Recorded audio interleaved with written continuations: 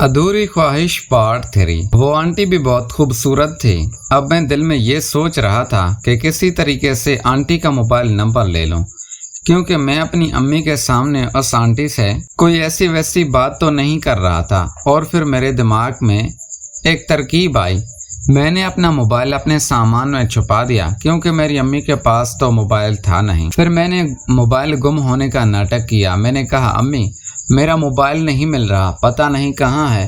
पहले तो मैं इधर से उधर ढूंढता रहा। फिर मैंने कहा, अम्मी आप इस सामने वाली आंटी से मोबाइल मांगे, मैं अपनी मोबाइल पे फ़ोन करके चेक करता हूँ कि मेरा फ़ोन कहाँ है।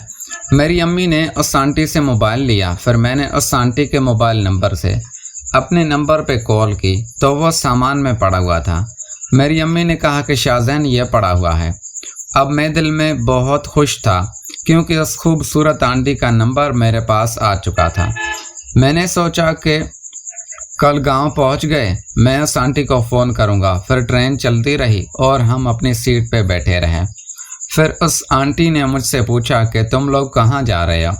फिर मैंने अपने गांव का नाम बताया और ये भी बताया कि हम इतने सालों बाद जा रहे हैं, वहाँ हमारी नानों वाले रहते हैं। तो वो आंटी कहने लगी कि कराची तुम लोगों का अपना घर है। मैंने उस आंटी को बताया कि हाँ, हम लोगों को अपना घर है, हम बहुत सालों से कराची रहते हैं और मेरे अब्बू अच्छी नौकरी करते हैं, इसीलिए अब हम कराची में सेटल हो गए हैं।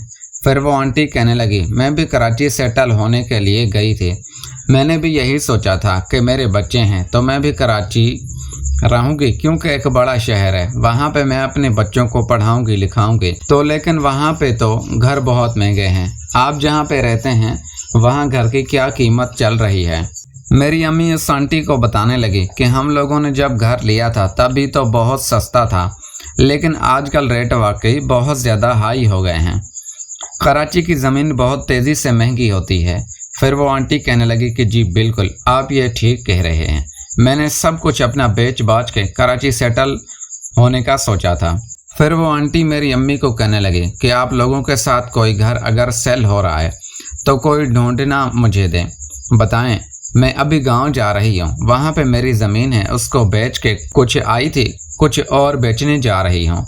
मेरी अम्मी ने कहा कि हाँ, क्यों नहीं, हम पंजाब 10 दिन लगाएंगे, उसके बाद हम वापस कराची आ जाएंगे।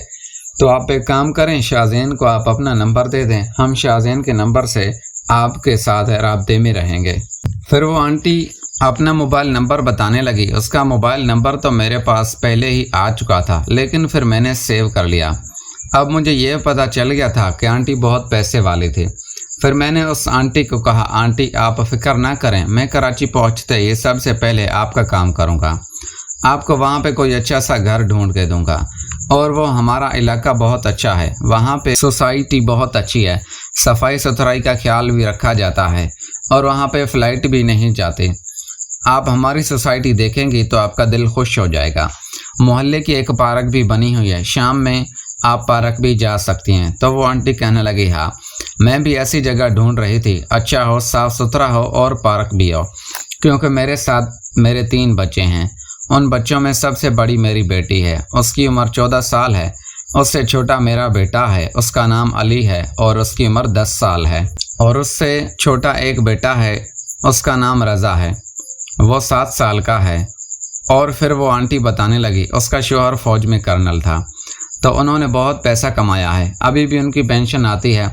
वो रिटायर हुए थे तो बहुत अच्छी पेंशन उसकी मिली थी और वो फिर बाद में बीमार हो गए, अब वो इस दुनिया से चल बसे हैं। वैसे तो मेरे बहुत रिश्तेदार हैं कराची में भी, लेकिन मैं उन सब से हटकर रहना चाहती हूँ। मैं अपनी ज़िंदगी अपने मुताबिक जीना चाहती हूँ। फिर मैंने कहा, आंटी ये फ़ैसला तो आपने बहुत ही अच्छा किया। रिश्तेदार वैसे तो कोई काम नहीं आते, लेकिन रोक टोक ऐसे करते हैं जैसे वो घर के मालिक हों। आंटी कहने लगी, हाँ इसी वजह से मैं गाँव से कराची जा रही थी, क्योंकि यहाँ पे मेरे देवर हैं, वो मुझ पे बहुत रोक टोक करते हैं। लेकिन मैं आज़ाद ख्याल खातून हूँ, मैं अपनी ज़िंदगी अपने हिसाब से जीना चाहती हूँ। जब मैंने उस आंटी के मुंह से ये सुना तो मैं दिल में और भी खुश हो गया, क्योंकि मैं भी ऐसे ही आंटी को ढूंढ रहा था जो मालदार हो और आज़ाद ख्याल की मालिक भी हो। आंटी जब मुझसे बातें कर रही थी, मुझे ये अंदाज़ा हो रहा था कि आंटी मुझ में दिलचस्पी ले रही थी। वो नज़रें चुरा चुरा कर मुझे देखती थी। मेरा हौसला अफजाई और भी बढ़ रही थी। काफ़ी देर मैं आंटी से बातें करता रहा।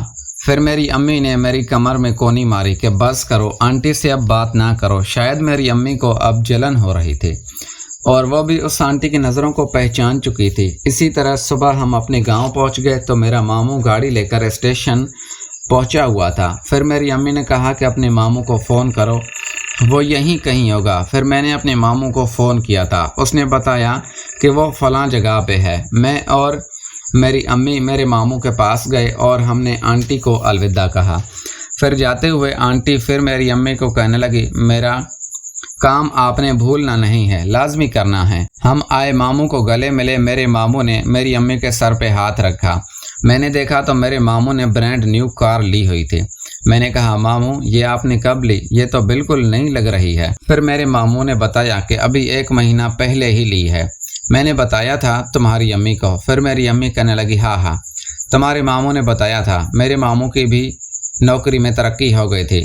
जब मैं नानी के घर पहुंचा तो वो घर बहुत अच्छा बना हुआ था, नीचे टाइल मार्बल, बिल्कुल रंग रोगन। फिर मैं नानी को गले मिला। मामू की बीवी आई, उसको भी सलाम किया। मेरे कज़न्स भी हैं। मेरी नानी ने हम लोगों के लिए बहुत अच्छा नाश्ता बनाया हुआ था। मक्खन थी, लस्सी थी, गांव में जो होता है। हमने नाश्ता किया और फिर मेरी नानी ने कहा कि जाओ तुम लोग रेस्ट कर लो, पूरी रात के थके हुए हो, फिर हम बातें करते हैं। मैंने कहा, ठीक है नानी। मैं कमरे में रेस्ट करने के लिए जा रहा था तो मुझे कमरा नहीं मिल रहा था। फिर नानी ने आवाज़ दी, रिमशा।